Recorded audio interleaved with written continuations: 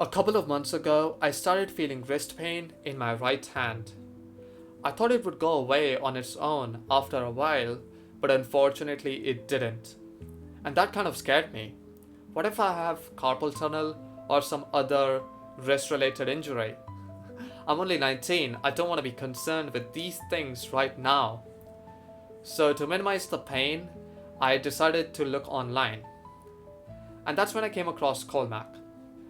If you don't know, the standard keyboard layout that most of the world uses is QWERTY. You can check your keyboard layout by just checking the first row, and if it starts with Q, W, E, R, T, Y, you can be assured that you are in the majority, 90%. But if you know anything about the history of QWERTY, you will know that it was not designed with ergonomics in mind. Heck, computers didn't even exist back then. So if you care about ergonomics, what should you do? You might have heard of Dvorak. Dvorak. It is the second most popular alternative keyboard layout. It comes standard bundled with Mac and Windows, and it's been that way for quite some time now.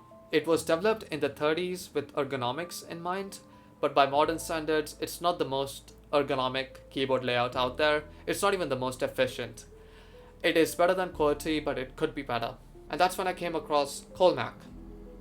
It was developed in 2006, and it specifically put an emphasis on convenient keyboard shortcuts and finger rolls, wherein your hands don't leave the home row when typing the words. It looks very similar to QWERTY, and that's why it's easier to get used to it. So to help with my pain, I challenged myself to practice Colemak for a week. So the following discusses how this experiment went and why I'm not going to be sticking with Colemak. Okay, so on day one, I decided to do a quick QWERTY test, just to do a quick before and after. I'm pretty fast on QWERTY. I get about 100, 105 on average. This in particular was a pretty good test. I got a 127. That's pretty good for me. But then going from that to going to Colemak was horrible. I had to keep the keyboard layout on a separate screen just so I could reference it, because I couldn't look down at my keyboard to check where all the keys were, because my keyboard was still QWERTY. The keys were still in the QWERTY arrangement, even though the input was different. So it took me some time before I could touch type, but it was bad. 13 words per minute. It took me some time to get over that. Day 2 was alright. I got up to 16 words per minute, which doesn't sound that good on paper, but when you do the calculation, that is still a 23% increase. So I was hopeful that the next day would be a little bit more bearable. Day 3 was a good day. I was very hopeful. I had been practicing a bit in my off time, and I was feeling pretty good on this day. And there you go, I got 21 words per minute. That is a 31% increase. That's really good for me. You have to also remember that throughout all of this, I was still using QWERTY for doing actual work, because no way I was gonna be typing at 27 words per minute. That was just not enough for me. So it did take some time for my brain to interchange my QWERTY muscle memory with Colemak muscle memory throughout the day. But over time, I started to get a little bit more confident with Colemak. Unfortunately, after day 5, I did have to break my streak and not practice for a little bit because I was entangled with some other stuff. But still, after I came back, I was still pretty decent at Colemak. The graph still went up, so I was very, very happy about that. I had not practiced Colemak at all for a week straight, and I came back stronger. On day 7, I decided to challenge myself a little bit, because throughout all of this, I was doing the basic monkey type test, wherein they only had maybe 30 words in the dictionary. So I was getting pretty good at typing words like still, words like develop. But if it came to any other word, something like stationary, my brain would just be like, wait a second, I've never encountered this word. This is completely new to me.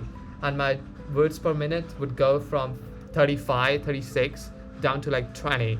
So I wanted to test my muscle memory with some other words. So I decided to do the Ing 10K, which is the top 10,000 words in the English dictionary.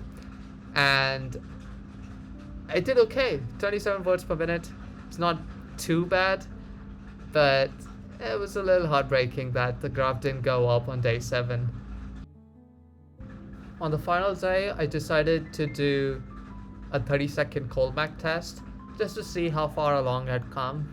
And I would say I was actually pretty surprised to see that I could do about 40 to 43 words per minute average with easy words, and when it came to difficult ones, I could do about like 30. There was one time I even hit 55. I was not recording that time, so I don't have it on video, but overall, in 1 week, the fact that I was able to go from 13 to somewhere in the high 30s was incredible. This was a life-changing experience for me. I never thought I could do something like this.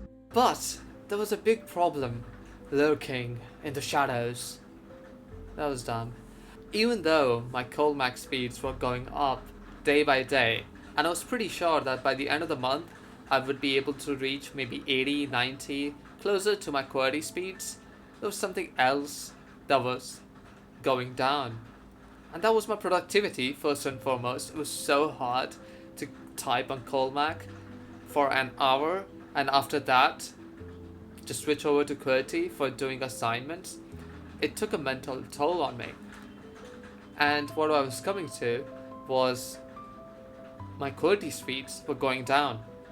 So I went from being like 100, 110 easy average to like 80, 90. One time I even got a 55 because I couldn't remember where the L key was. I was trying to like hit the L key and I was like, wait a second, where is it? I kind of totally forgot because on Colemak it's in a different location.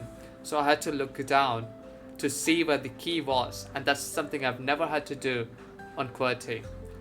So I just had to accept the fact that if I were to ever get good at Colemak, I would have to let go of QWERTY. And that was not an easy pill to solve. And that was not an easy pill to swallow. And there was one more thing, and which is that I am a programmer first, right? I care about ergonomics, but I like to program, and I care about the tools I use to program. And one of the things I use is Vim. Vim is a text editor which is designed to manipulate text in the most efficient way possible using only the keyboard. And it is designed with QWERTY in mind. But when it comes to Colemak, because the keys are all in different positions, it's super weird to use it with Colemak. It's like playing a video game, and instead of the WASD keys being on your left hand, W is over here, A is over here, S is like somewhere over here and out of the frame, and D is like with your pinky finger. It's like, it'd be super hard to play a game, right? If WASD were all in different positions. That's what it feels like to use Vim on Colemak. So, it's hard. I love Colemak a lot. I think it's super ergonomic, but I just can't let go of Vim. I care about Vim a lot. And I tried doing this weird hack where I would type the code, type in insert mode using Colemak, and anytime I had to do any Vim motion stuff, I would press the function key to go into QWERTY and then do QWERTY for Vim motions. And then anytime I was in insert mode, I would press the function key again and then go back to Colemak. You get the point. It's just super complicated. It's so much mental overhead, and that's something I hate. So I decided to just abandon Colemak. I think it's worth giving it a shot if you don't program. If you program, I think, again, it's just certain things just don't work with Colemak well. And it's just, you have to just accept it, that your productivity is just going to go down for some time, and that's something I'm not willing to do.